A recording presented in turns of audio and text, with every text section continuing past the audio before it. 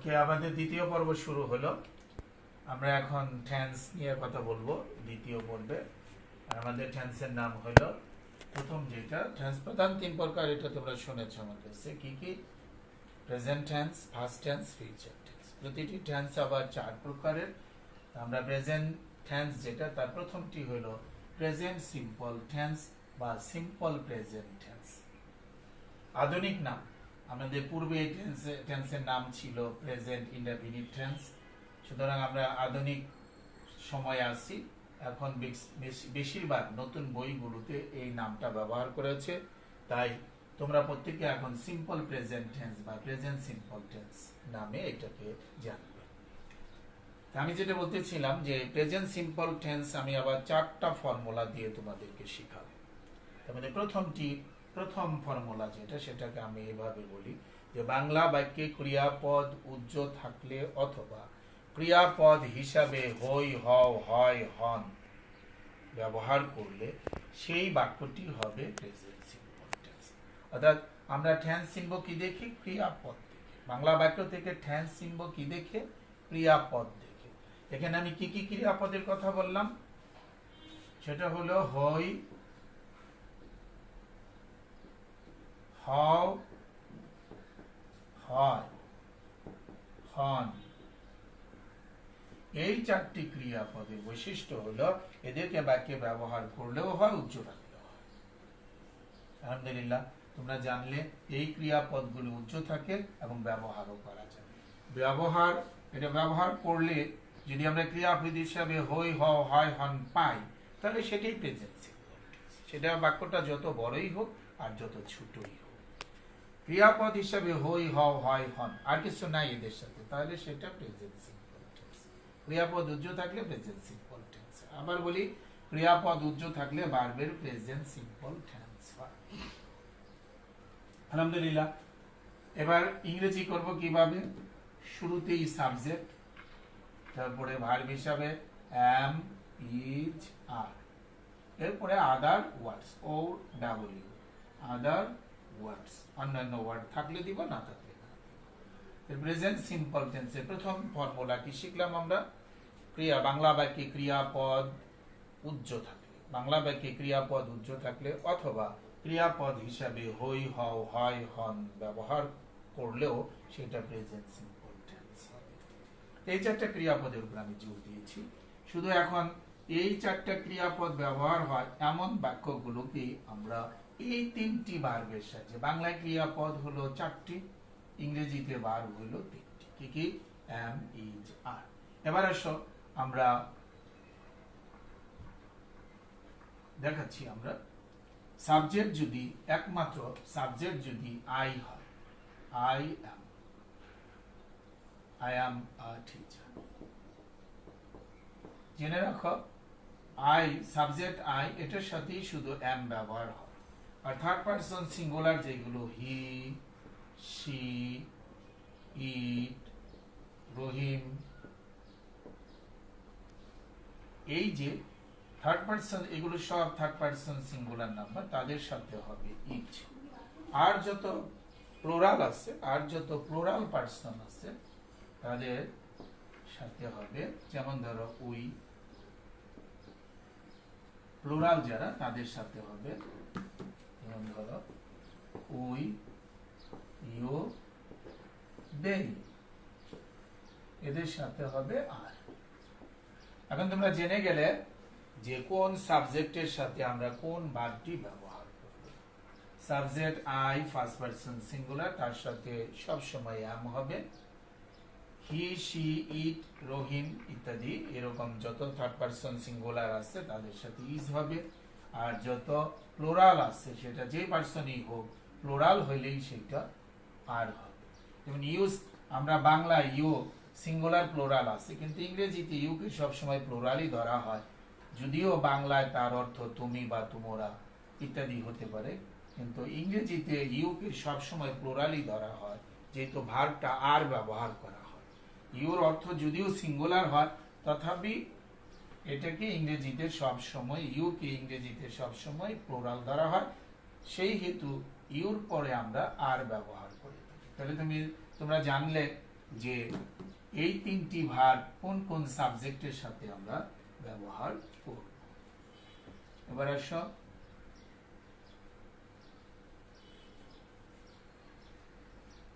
আমরা প্রয়োগ দেখব। আমরা সূত্রটা শিখেছি, ক্রিয়াপদ উজ্জ থাকলে ভার্বের প্রেজেন্ট সিম্পল টেন্স হয়। একটু প্রয়োগটা দেখে নিন।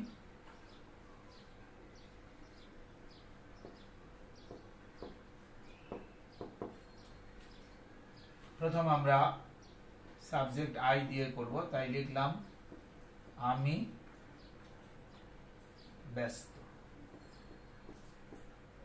ছোট্ট একটি বাক্য, দেখো এখানে ক্রিয়াপদ উজ্জ আছে, আমি লিখতে পারতাম আমি হই ব্যস্ত, তাহলে হইটা এখানে উজ্জ। আমরা বলেছি ক্রিয়াপদ উজ্জ থাকলে কোন টেন্স হয়? প্রেজেন্ট সিম্পল টেন্স বা সিম্পল প্রেজেন্ট টেন্স।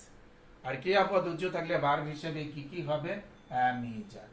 এবার আমি যেহেতু সাবজেক্ট, এখানে যার সম্পর্কে কিছু বলা হয় সেই তো সাবজেক্ট।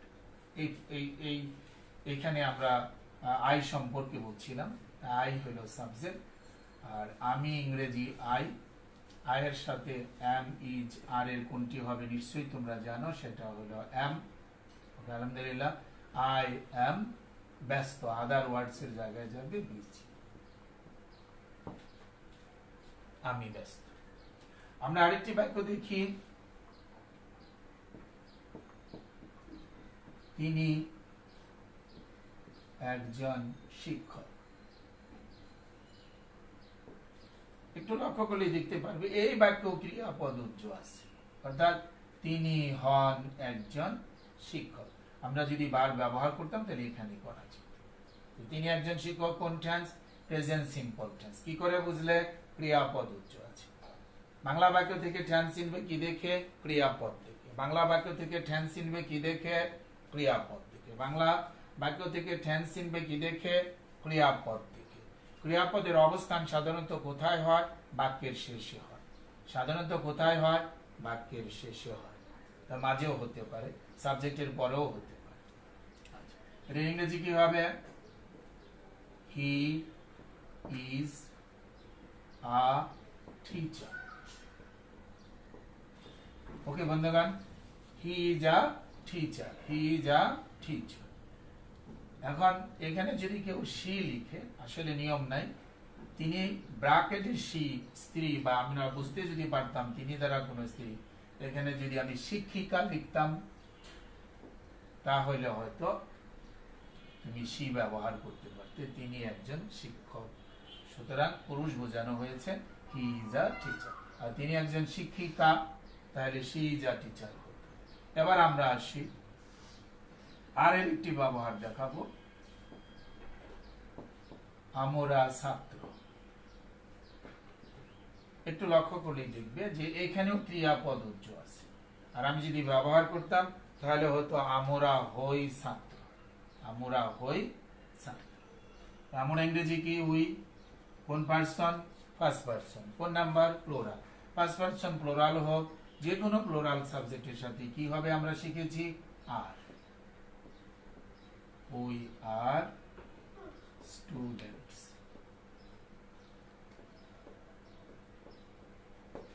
We are students. আলহামদুলিল্লাহ, আমার এই বইটিতে, টাইম অ্যান্ড টেন্সের এই বইটিতে প্রেজেন্ট সিম্পল টেন্স তোমাদের পেজ নাম্বার 10 এখানে দেওয়া আছে।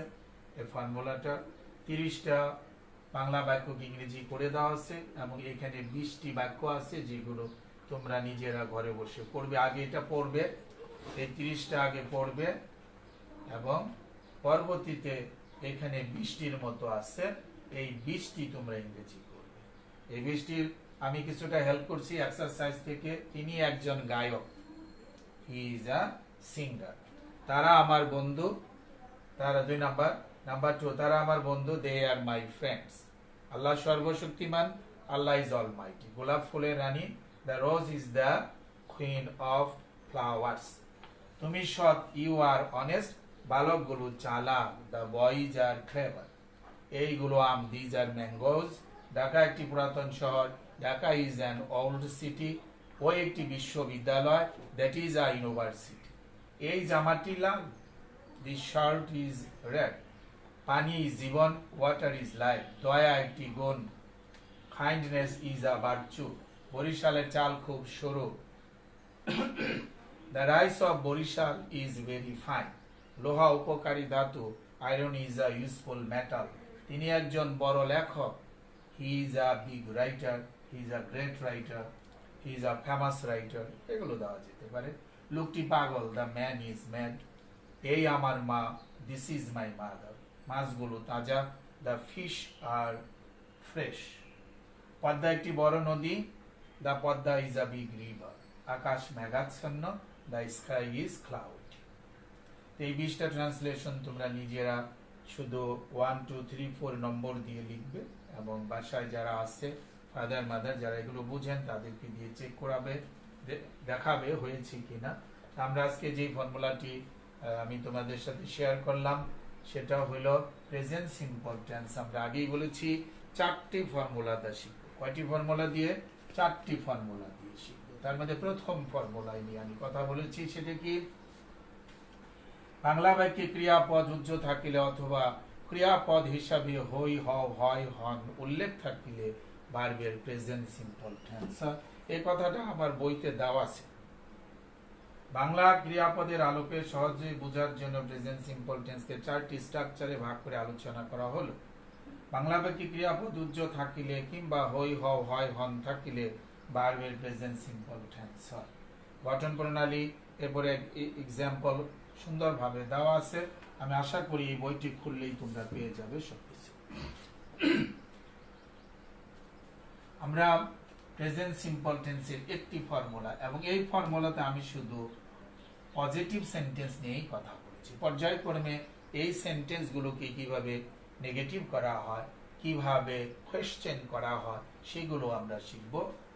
আমি আজকে এখন যেহেতু আমরা টেন্স শিখছি, আমি আগেই বলেছি, হ্যাঁ, টেন্স চিনব কি দেখে? ক্রিয়াপদ দেখে। বাংলা বাক্য থেকে টেন্স চিনব কি দেখে? ক্রিয়াপদ দেখে।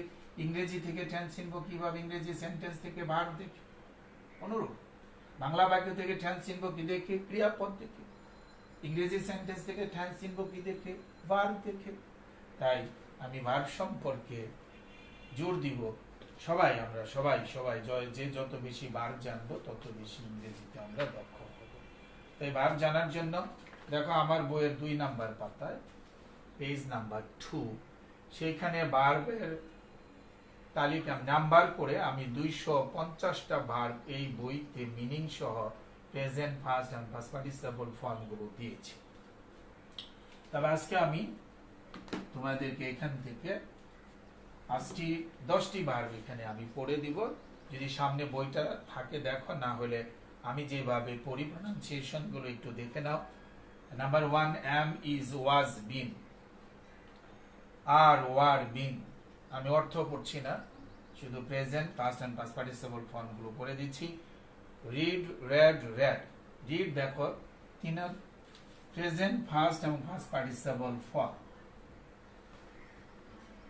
একটু খেয়াল করো।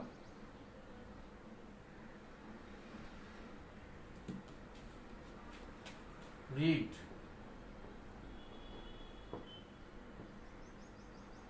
রিড। আমরা এই যে সবখানে দেখো বানানে, কিন্তু এটা প্রেজেন্ট ফর্ম, এটা ফার্স্ট ফর্ম, এটা ফার্স্ট পার্টিসিপল ফর্ম। এবার আমরা প্রোনাউন্সিয়েশনে আসি, ঠিক আছে? বেস ফর্ম, এটা যদি বেস ফর্ম ধরি, আর আইএনজি যুক্ত হবে কি? রিডিং।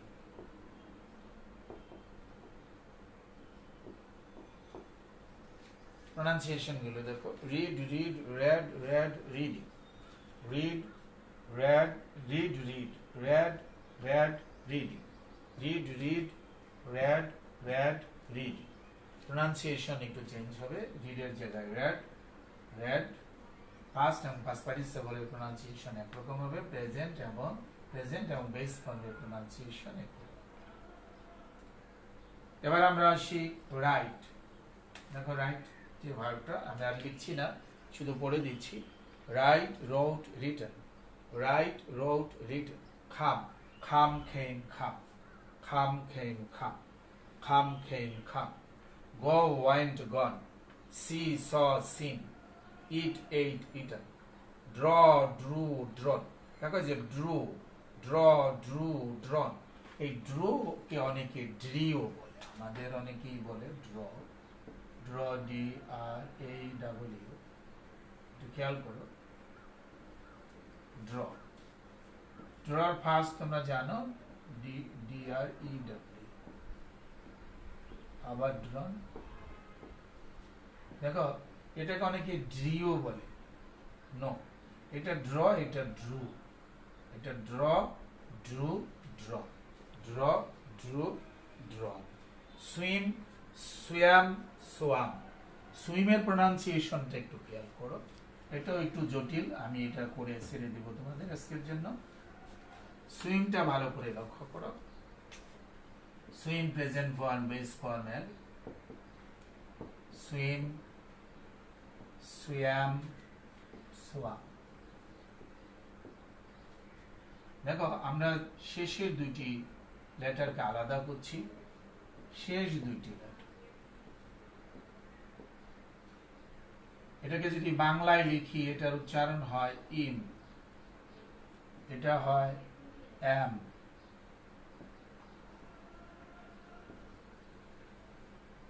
এটা হয় আম।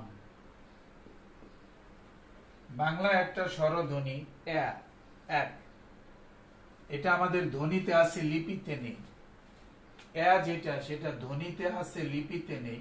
তবে বাংলা একাডেমি এই কে এইভাবে উপস্থাপন করেছে, যেহেতু আমাদের এটা বাংলা একাডেমির ডিকশনারিতে আমরা এটা পাবো যে একটা মাত্র মৌলিক ধ্বনি আমাদের যেমন আমরা বলি এটা এক বলি না, এক লিখতে যে সাউন্ডটা লাগে, যে স্বরধ্বনি আছে, সেই ধ্বনি আমরা লিখিত রূপ দিতে পারি না। তবে ওইটাকে মোটামুটি এইভাবে বাংলা একাডেমি চালাচ্ছে। দেখো প্রত্যেকটা, এটা কিন্তু না, এক, ঠিক আছে। ইম এম আম শেষে আছে, তাহলে আমার সাথে বলো সুইম সুয়াম সোয়াম। ইম এম আম, ইম এম আম, সুইম সুয়াম সোয়াম। আমার মনে হয় যে এটা সঠিক উচ্চারণ। তোমরা দেখলে আমি কিভাবে এটা ভেঙে দেখালাম। Swim সুয়াম swamp, swim সুয়াম swamp. আমি আশা করব তোমরা প্রতিদিনই, আমি 2টার দিকে যতদিন স্কুল না খুলে, প্রতিদিন আমি সুস্থ থাকলে ইনশাআল্লাহ প্রতিদিন 2টায় আমি লাইভে আসব এবং যতটুকু আমি তোমাদেরকে পারি সহযোগিতা করব। তোমরা প্রতিদিন 2টায় রেডি থাকবে যে এই সময় স্যার বেসিক গ্রামারের ক্লাস নিবে। ক্লাসটি কেমন লাগছে তোমাদের আমাকে জানাবে, কমেন্টস করে জানাবে। আর আমরা আজকে এখানে শেষ করতে যাচ্ছি ইনশাআল্লাহ। আবার আগামীকাল 2টায় তোমাদের সাথে দেখা হবে। আর আমি আরো কিছু মেসেজ আছে আমাদের আইকন একাডেমির পক্ষ থেকে। আমাদের শ্রদ্ধেয় শিক্ষক মন্ডলী ইতিমধ্যে প্লে নার্সারি KG 1 2 অষ্টম শ্রেণী পর্যায়ক্রমে, আমি আশা করি পর্যায়ক্রমে প্রত্যেক ক্লাসেরই কিছু না কিছু বিষয় নিয়ে আমরা অনলাইনে তোমাদের ক্লাস নিব। শুধু আমার পেজে তোমরা খেয়াল রাখবে, আমার পেজের সাথে সম্পৃক্ত থাকবে, প্রতিদিন পেজ চেক করবে কি নিউজ আসছে, কি কখন কি হবে। আমি ধারাবাহিকভাবে পেজে সেটা আপলোড করে থাকি। তোমরা পেজ ভিজিট করলেই বুঝতে পারবে যে আইকন একাডেমির যে অনলাইন ভিত্তিক যে শিক্ষা কার্যক্রম সেগুলো কখন কি হবে এগুলো বিস্তারিত দেওয়া থাকে। আর এগুলো দেখবে, বারবার এই ভিডিওগুলো দেখবে। এবং আজকে আমরা যে আলোচনা করলাম এটা আবার আগামীকাল আমি শুরু করার আগে এটা নিয়ে কথা বলবো এবং নতুন কিছু আগামীকাল আবার তোমাদেরকে শেখাবো। তোমরা আমার সাথে থাকবে, আমাদের জন্য দোয়া করবে। আসসালামু আলাইকুম ওয়া রাহমাতুল্লাহি ওয়া বারাকাতুহু।